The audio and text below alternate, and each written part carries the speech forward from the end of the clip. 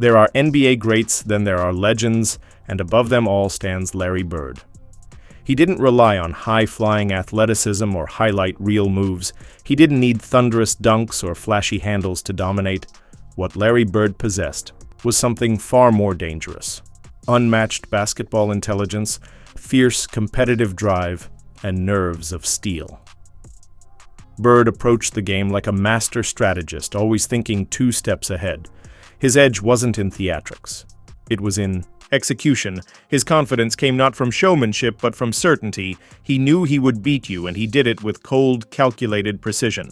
Whether it was draining game winners, delivering pinpoint passes, or letting his opponents know what was coming, then doing exactly that, Bird backed up every word with action.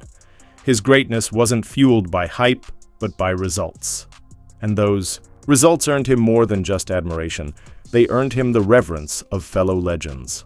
Ask icons like Magic Johnson, Michael Jordan, Kobe Bryant, or Gary Payton about Larry Bird, and watch the room shift. The laughter fades, the respect shines through. These aren't empty compliments. They're truths from Hall of Famers who faced off against a player tougher, smarter, and far more skilled than they anticipated. This isn't just a collection of old clips, it's a reminder, a living legacy told through the eyes of the very players he challenged and often outplayed. Long before championship banners and unforgettable NBA Finals moments, Larry Bird caught Magic Johnson's attention during a college game.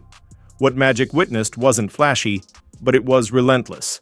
Bird didn't just play the game, he dissected it, taking apart the nation's top player like it was a practice drill. From that moment, Magic knew. This wasn't just another competitor. This was someone different. Someone destined to change the game. That boy, he can play, man. I saw this dude eat Jack Givens up. He was player of the year that year. Kentucky, right? Yeah, from Kentucky. And Larry Bird was just slicing and dicing him. And I said, oh. Yeah. And so that was my first time seeing him. And then to be out on the court with him in college for that national championship game. And then, of course, what happened in the NBA. But I would say that we got a chance to change the league. When Magic's Johnson and Larry Bird entered the NBA, the league was in trouble. Arenas were half empty, TV ratings were low, and even the finals were shown on tape delay. But everything shifted the moment Bird suited up for Boston and Magic took the floor in Los Angeles. Their arrival reignited the league, and their rivalry became its beating heart. 2 legends, 2 iconic teams, 2 completely different styles clashing on basketball's biggest stage year after year. But it wasn't just about competition, it was about transformation. Magic challenged Bird, Bird pushed Magic, and together they lifted the NBA to heights it had never seen before. So when Magic reflects on Larry Bird, there's no ego, no bravado, just genuine respect. Because Magic knows that without Larry, there would be no Magic as the world came to know him. And without the 2 of them, the NBA wouldn't have become the global force it is today. And when someone like Gary Payton speaks, you listen. One of the most tenacious defenders in league history, a Hall of Famer known for shutting down stars and never backing down. So when Payton mentions Larry Bird without being asked and says his name deserves more attention in the GOAT conversation, that's not just praise, it's a reminder that Larry Bird wasn't just great. He was cold, calculated, and unforgettable. Let me tell you something. People always talk about great basketball players. And they don't ever mention him to be up in that round when they made the Magics, the Jordans, the Kobes and stuff like that. But Larry Bird was cold. I don't think nobody ever could get out with him. You ask Magic. That's why Magic had a run, and he was mad when he had to retire in 92 because of what he was going to be missing with Larry Bird. Gary Payton's frustration is completely valid. Larry Bird didn't have flashy athleticism or highlight reel dunks, but the players who actually went up against him know what real fear on the court looks like. Bird didn't just play basketball, he played with intelligence, intensity, and unwavering confidence. He'd plan every move in advance, tell you where he was going to shoot from, and then drain the shot from that exact spot. For Payton, that's true greatness, the kind of respect that only legends earn from other legends. When we talk about names like Magic, Jordan, and Kobe, Larry Bird deserves to be mentioned with the same level of respect. His greatness wasn't just in the numbers, it lived in the culture he created, the example he set. He raised the standard, and you either rose to meet it or got left behind. Larry was the ultimate leader, and we all know that. But it meant a lot because you were fighting against the Lakers, and Larry and Magic had come out, really become saviors of the NBA. It was unmarketable, and they began to turn that around. And Larry was driven. He was absolutely driven, and he wanted to make sure that every player on the team was involved in the process. Larry could have scored 40 points a game. I'm convinced of that. If he wanted to average 40 points, Larry Bird is one guy could have done it. Carr doesn't mince words. Larry Bird could have been a selfish scorer if he wanted. He had the skills, the footwork, the vision, and the full green light to take over any game. But that wasn't his style. Bird chose the team over personal glory. Winning assists, sometimes while playing through a broken back. He never flinched, never backed down. This wasn't a player who demanded respect. He earned it, night in and night out. Bird didn't just lead the Celtics, he helped breathe life back into the entire NBA. John Salley, one of the fiercest defenders of his era, brought intensity to every matchup. Long, smart, and physical, he faced the toughest competition, battling Jordan, wrestling with Shaq, absorbing blows from Barkley, and surviving the brutal wars of the 80s and 90s Eastern Conference. So when Salley says a player gave him nightmares, it's not just talk, it means something, and when asked to choose between Larry Bird in his prime or LeBron James in his, you might expect some hesitation, a little back and forth. But not with Salley. No pause, no debate. He picked Larry Bird instantly. I'm going to give you Larry Bird in his prime or LeBron in his prime. Larry Bird. That's a quick answer. Do you remember? I know I have nightmares. Do you have nightmares? It might sound funny, but it's the absolute truth. Larry Bird didn't just beat defenders, he lived in their heads rent-free.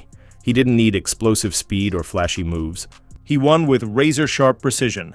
Every jab step was intentional. Every pump fake had a plan. Every pass and shot came from a basketball IQ that was always a few moves ahead. And just when defenders thought they had him figured out, he'd call his shot and still hit it right in their face. John Salley wasn't some bystander watching from the bench. He was in the trenches, facing Bird in the thick of battle. And the fact that Bird still lingers in his memory all these years later, that says it all. This wasn't just talent, it was mind games at the highest level. Larry Bird wasn't simply a player you guarded, he was a mental marathon, a test of composure and grit. And most players failed. Playing with Larry wasn't just about wearing the jersey, it meant stepping into a culture of accountability. Danny Ainge learned that fast. A proven shooter and fierce competitor, even he realized that skill alone wouldn't cut it. You had to be locked in every single night, because with Larry, nothing less was Got to know Larry really well, but he was a great worker, a great teammate. He told me, like when he didn't think I was taking a good shot. I tell people all the time when they start complaining, oh, the coach doesn't believe in me, or the star player on our team doesn't believe in me. I go, bro, when I played with Bird, he'd pass it, he'd get double teamed, he'd throw me the ball. But if I miss three, I'm not coming back. And so we had a mutual respect. I mean, I have a lot of respect for Larry. And I wouldn't take back the years I competed against him, man. What an unbelievable player. But he backed up whatever he said.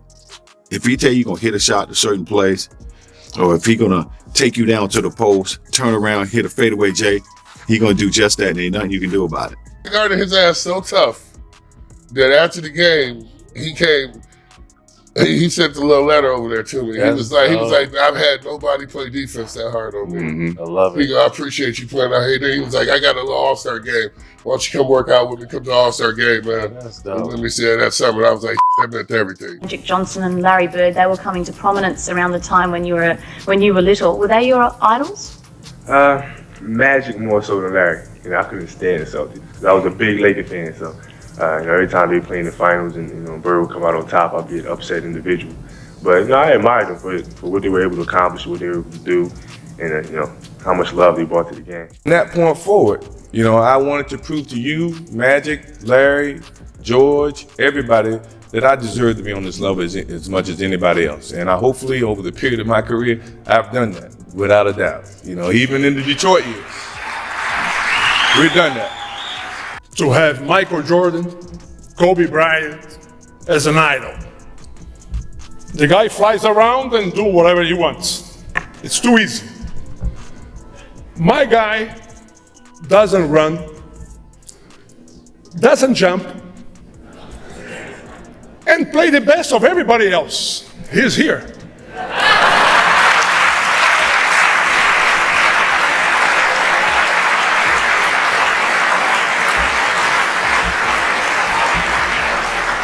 This is my idol, the best player ever, in my opinion. Oh shit, that's the man. Shit, he's like your Magic, your Kareem. Once in a lifetime player, franchise changing player. That's the category that Larry was in. And not to mention, I like the way he led us as a team. He wasn't in your face, that talking trash to you. He led by example. No matter how poorly you playing,